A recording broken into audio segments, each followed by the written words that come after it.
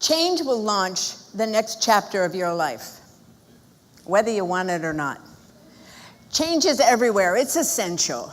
Change is so much a part of life that we're not even trained how to do it. It's like paying attention. Have you ever been taught how to pay attention? You're told it's important, but did someone tell you how to do it? Most change is incremental. It's just part of life. If we think about it at all, we just say, oh, that's just what life does. We might use a term like status quo. But then there are these events, these big events that pivot life into a new direction. And these events are like a big disruptive crack in our status quo. But inside that crack is the potential and the possibilities to intentionally, deliberately design the next great chapter of our lives. Now, these events could be planned for, like retirement. It could be a career change. It could be sudden, like an accident or a lottery win. It could be a great event. It could be welcomed. It could be regrettable. It could be devastating. The thing is that these events, regardless of the how, the why, the when, and the what, will change one way of life. It's gone. You don't go back. But you don't get to jump into the next new chapter of your life right away. There's a transit. There's a transition from the way life was to the way life will be. I'm going to name a couple of these events. And I'm going to ask you to listen to the events that I list.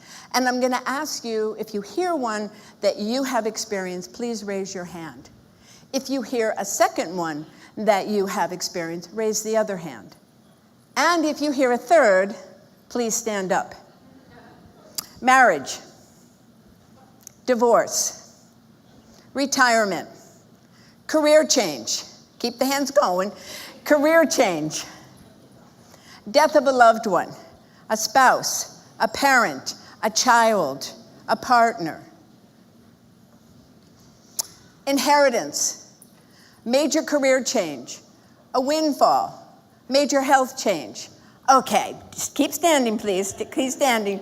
So from my vantage point, it looks like the majority of the room has two hands up. And it looks like the majority is standing. Now I'm going to ask, those of you who have been trained to manage change, please sit down. Everybody else stay standing. If you've been trained how to do this, sit down. Okay, just for the record, the majority of those who are standing are still standing. Now look around. We are not alone when we go through these major events. We are all in it. Thank you so much. So you've been through these events and you know that change can happen quickly. You know that transitions take years. And you also know that the transformation that happens as a result lasts a lifetime. Now you've just done this, so think about it for a moment.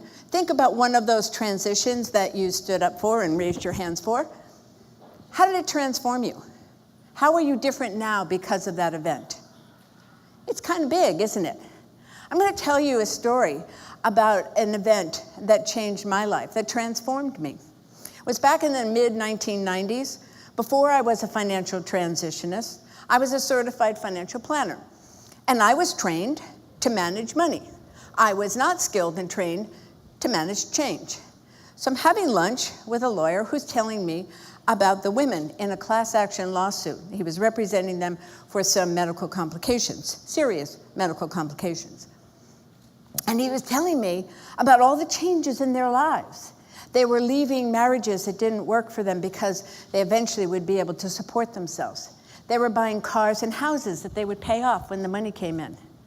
They were making commitments to their parents, to their children, and themselves that they would fulfill when the money came in. I knew this was a problem. In fact, my immediate feeling was, these women are in danger. So I said, how many of these women will have any money a year after you get it for them? And he said so nonchalantly, slim to none. He saw the look of horror on my face, and he said, it's not my job. I said, it's got to be somebody's job. If it's not your job, it's my job. This is not okay. 300 women going through something like this? This is not okay. So I assigned myself this new job. I had a habit of doing that occasionally. And then you have to figure out, how am I going to fulfill that job? So I was going to write a white paper for the law firm, let them distribute to these women who I would never know and never meet. And it was the regular financial literacy things, you know, spending versus saving, about credit, about cash flow, the basic financial literacy things.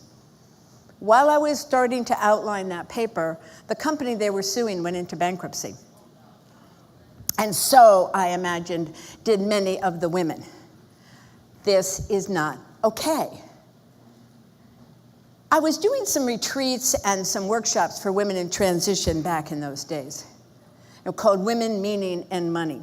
It was basically financial literacy kind of things around life-changing events where the money changes and the life changes. And I started to notice that some of the challenges of the women with the class action lawsuit were showing up in the widows, in the divorced women, in the inheritors, people that were in these groups. I started to see it wasn't isolated to that group. This was happening everywhere. And the more I thought about it, and I did think about it, those women really never left my mind or my heart. I can think about them today, even though I still have never met them. Something was missing. I started to look around, and I realized these challenges of transition transcend age. They transcended gender. This is not a woman's issue. This is a human issue. It transcended education, preparation, sophistication. I was working with some of the leaders in the financial services industry around their life events, and they were fine on the money side. Everybody's kind of trained on that. You can get that. That's information that's important. It was the human side, the personal side, that they were struggling with. Something was missing. This idea of financial literacy wasn't cutting it. Back then, we didn't talk about transitions. I never even thought of transition literacy. I just knew something important was missing. So I started to look around. Someone tipped me off on change management, and I couldn't study it within my own industry. I had to go out to science, to business, and on. There were many different disciplines around change management. And what you get when you go out there is you frequently get that ever-present image of the butterfly and the caterpillar. Love that stuff, right? I wear a butterfly all the time. But let's think about that. That transition that they make, that metamorphosis that we all like so much, is not magical. It's actually pretty complex and really messy. But they get to do it in private. They get to form this little tidy chrysalis, this little cocoon, and it all looks fine, and we ignore it until out comes the form and the final stages of the butterfly, and voila, there's a transformation. Yay, let's all do that. Well, we don't get to do that, right? We have to do this in public, in front of everyone in our lives. It takes a long time. We don't get to not pay our bills or get the kids to school or go to work or take care of ourselves and all those things. Life is going on, and we have to do this whole transformation of ourselves out in public. I call it power cocooning. I think it might hit home with some of you. We're expected to just muscle through this stuff and figure it out. Remember, we're not trained how to manage this kind of change. So the more you look at transitions, you find out right away that all the different studies of transition always show stages. Transitions don't just happen, they happen in sequential stages. Understanding the stages, understanding where you are when you're going through these really helps. It helps us understand that there are challenges in that stage, and there are possibilities and opportunities and that sort of thing. So we too have those stages. We human beings go through 4 stages. The first one is anticipation stage, and that's when you're actively thinking about and responding to an event that hasn't even happened yet. The date, the amount might be unknown. In the case of the women, it wasn't even guaranteed. In that stage, what you want to watch out for is future spending. That's what tripped them up. They had already spent, probably overspent the money that wasn't going to come. They were really in tough shape. What we can do, or what financial transitionists would recommend that you do, is manage expectations. Manage expectations. And the expectations are our own expectations, what it's going to be like when this happens, and the expectations of others. We usually live in some community, so people have expectations along with us. The next stage, the ending stage, that's the easiest one to identify. That's when the divorce papers are signed. That's when you've gotten married. That's when the retirement happens. That's the date of retirement. But this is a time when a lot has to happen. You've got meetings, you've got technical things, you've got paperwork, you have conversations, you might have new responsibilities that you never really had thought too much about. So it's complex. We're presented with decisions that, once made, might change the rest of our lives. This is a big time. But it's a time when the people around you that are supporting you might be saying, oh, get over it, let's get going. It feels overwhelming, not just to ourselves, but to others. But you can see how without transition literacy, you could make regrettable decisions in this period of time. So the tool that we looked at there had to be some way to sort, prioritize, and organize what needs to be done, because overwhelm, anxiety, fatigue, short attention span are common. So what we did is we created something called a decision-free zone, which is not a no-decision zone. It's a proactive time out from making non-essential decisions.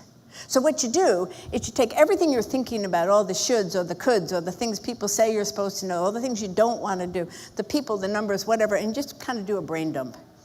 Put it on a piece of paper. Now all of a sudden, all this stuff up here fits on one piece of paper. So all of a sudden it feels a little more manageable. And from there you can start to organize. Your first step is to look at anything that is absolutely urgent, that if you don't tend to that, whether it's about money or about relationships or where you live or your health, there's something really detrimental that could happen to your well-being. So those are the things you get to, just those. Everything else is in a soon or a later category. Nothing particularly technical about this, but when you have a way to sort and prioritize, you can move from feeling anxious to feeling calm. You can move from feeling overwhelmed to feeling confident. And you can start to make one good decision at a time. Once all that gets done, it takes about a year generally, then we move into the passage stage. And as you can see, the passage stage, it could be a time of chaos, of fear, possibilities. It's the trickiest of the stages because it lasts a long time. Passage takes years, generally many years. And in the passage stage, this is when that transition fatigue, it's what the financial transitionists call it, transition fatigue shows up. And the toughest part of that is this time frame. So our support team may be getting weary of the same story. We tell the story over and over again as a way of self-soothing and as a way of kind of checking in, figuring out who we are, where we are right now. There's kind of a loss of identity there. It's always great if you have people around you who will normalize that. I will say, well, that's understandable. You're in transition. You're still in that transition part. So we want to keep going when we're in that passage stage. And the tool that we use in that is called reinvention. You can kind of figure that out. There are lots of ways to do reinvention, but it's not a one and done. Reinvention is something that happens in intervals over the years of transition.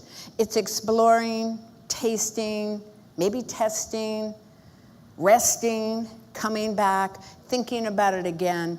It can sound discouraging if you talk about it as a time of all kinds of emotions like anger and uncertainty and confusion or all the elation kind of things of wonder and possibilities and celebration. And it is all that, and there are times like that. And we need to go through that. If you recognize yourself in that stage, it's a time to say, way to go. I'm still in the game. I'm still making my way. I'm still moving forward.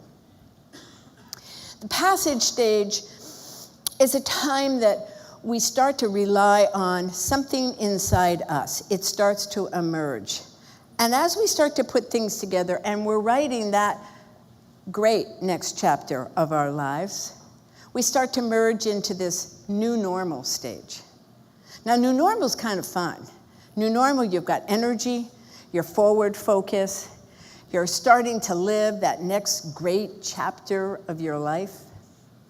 But before you go too far in that, and some of you listening to this may be in that stage, if you think back to those transitions that you raised your hand or you stood up for, some of them may be ending now. You may be in new normal.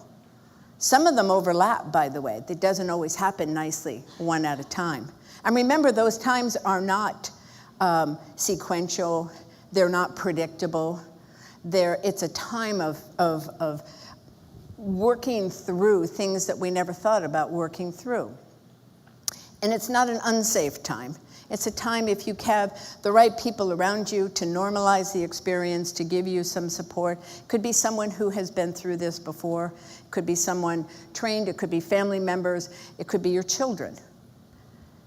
It can be a really safe and energetic exploration. But when that starts to end and you start to merge into that new normal, take some time to figure out how you got there. This is your time to sort of gather up your personal transition skill set. What worked? What didn't work? What do you wish you had known before it started? What would you tell somebody else who is about to go into a transition like you were in? What are the skills that you learned? What would you do next time? And that's important because we know that life is going to continue. Life will launch the next chapter again and again, whether we want it or not. One of the truths that I figured out in building this body of work, this transition literacy body of work, was that we're actually born to do this. We are born for change. We are born for uncertainty. It has gone on since the beginning of time. The question is how are you going to address it?